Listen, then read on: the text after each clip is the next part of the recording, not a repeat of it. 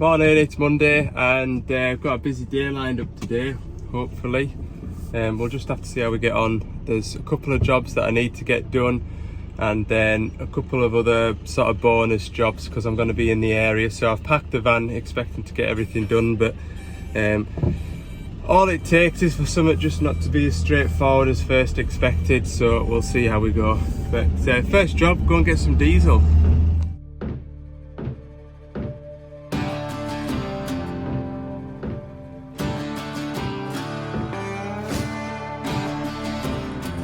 Right, first job of the day is complete.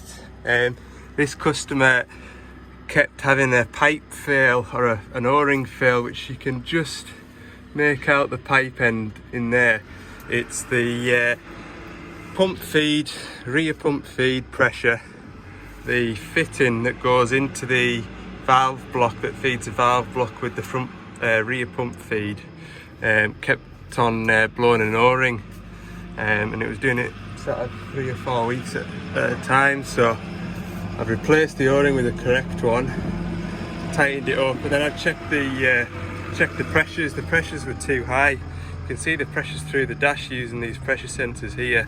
It was about 350, 360 bar. So I've turned the pump pressures down, and we'll let him see how long it lasts after that. Right, that's that 40 tonne of scene 2. Yeah, the pressures were set a little bit too high, so yeah, 350 to 360 bars, a little bit high for sort of running the machine constantly. Normally you've got a power up button on your right hand joystick, and when you're digging you can press that button and that will bump the pressures up from 330 bar to 350, but running it at that all the time isn't going to do anything any good. So I've backed it back down to around 330 bar. I've also replaced that O-ring in there. There's a difference of O-rings. So with that one there, the O-ring was a fat, soft O-ring, so it wouldn't, the fitting wouldn't seat properly, and with that pressure it just pushes the O-ring out and causes it to fail. So I've fitted a thin, hard O-ring. A lot of people get tripped up with that when they're replacing O-rings on diggers, and that's when I kind of get the phone call, this machine keeps blowing O-rings. So I think it's a combination of pressure set too high and the wrong O-ring fitted. So obviously I'm not going to show you again like I've in previous videos. I'm not showing people how to set the pressures on the diggers, just because it's too easy for people to start making tweaks and adjustments and then wondering why things start breaking. So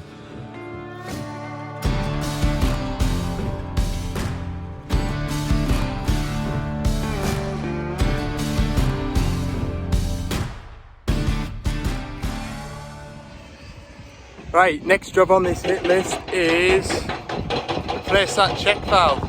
So what this machine's doing is the dipper arm is slowly falling, and it shouldn't do with a check valve on it. So what I did was you've got two pipes here. You've got pilot feed and your tank feed. So when you pull your dipper arm in, the same pilot feed that feeds your joystick, which tells the spool to move, also unlocks this check valve. So what I did was, if you take the tank line off and cap it, the arm no longer drops. There's an internal leakage which is allowing oil to come out of the ram and up the tank line. So I'm going to replace the check valve on this. Okay.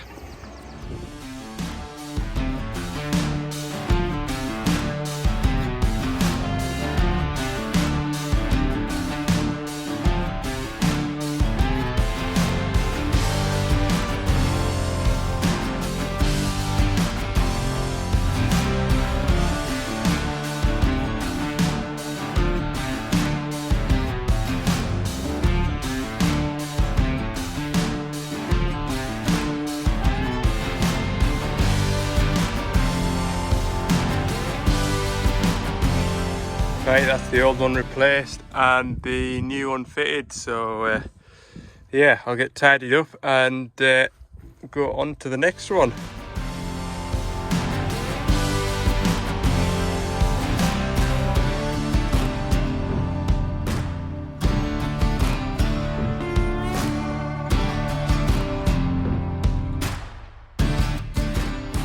job. I'm going to fit a camera to this 14 tonner here, so it's fairly straightforward. It's going to sit on there where it's already welded. In here there's already wiring for it, so it's just a plug and play job. And then I've got a green beacon, seatbelt beacon to wire up and mount up there. Okay. Right, this is the wiring for the camera. It's just sort of tied up behind the counterweight, so I've pulled it out. It had a dummy plug in, so I'm just going to clean those threads up for that and put it on. And then I need to go into the dash and tell the machine that I've put a camera on, so it looks for it.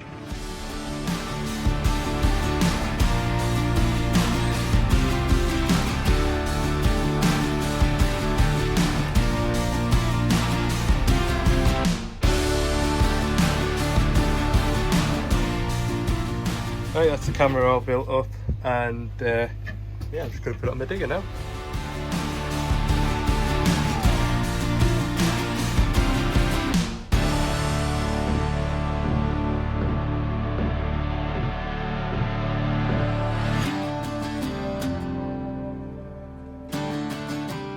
So need to go into the dash, which is in the operator menu, I think. Machine configuration, camera setting. Camera number 2, you can see there it's set to off at the minute, so if I click on, there we go. I come all the way out of that, press the camera button, I can see the rear view camera, I can see the back of the van, I can have them split.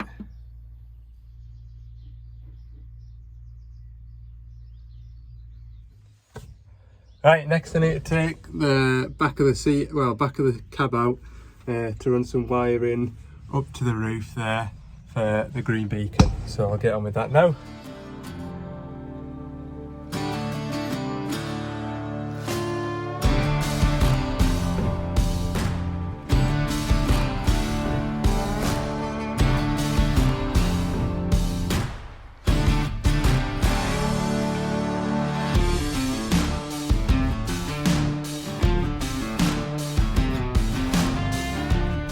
Right, there we go. Seatbelts on. Green beacon's flashing. Happy days. So, how I did this, pull this seat out of the way so I can see better. Took a live out of there, put it through a fuse, ran it through and up to my seatbelt switch. That then closes the switch to make the circuit. So then that live goes then off up there, up out the roof and onto the green beacon. Nice and simple, straightforward. Worst bit is just taking the back of the cab out. There was someone on it was one of my Instagram reels. I was putting a wiper motor in a digger, and the only comment was, oh, you didn't even clean it out before putting the covers back on. Yeah, I'm not paid to clean people's cabs out, I'm paid to fix them, so yeah, if I really wanted to, I could get an airline out, I could get the hoover out and hoover it all up, but it's not to my benefit and the customer's not about, so if I put that cover back on, the customer would be none the wiser. So yeah, if he wants to pay me to do that, I'll happily do it, but I'm sure if he got a bill for an extra hour's labour than he expected, because I've hoovered all his cab out and he wasn't expecting that bill, then he'd have something to say. So yeah, I'm a digger mechanic, plant fitter, plant engineer, whatever you want to call us, but I'm not a machine valeter. It's 4:45 now, 10 to 5. I'm just sort of half an hour away from Carlisle. I've got a digger in Carlisle that's come up with Adblue concentration low, or is it high? One of the two anyway. It's on a 140 with a Perkins engine, so I've got some bits and pieces being left out for us back at base. I'll pick them up and I'll head to that before I call it a day. I'm not sure if I'll get filmed or not, because it's the end of the day and yeah, it's not a very nice job. Adblue concentration with a Perkins engine, because it's not like the Doosan engine ones where you can see what the machine thinks the Adblue concentration is, so it's a tricky one to try and diagnose, but we'll see how we go anyway. All right.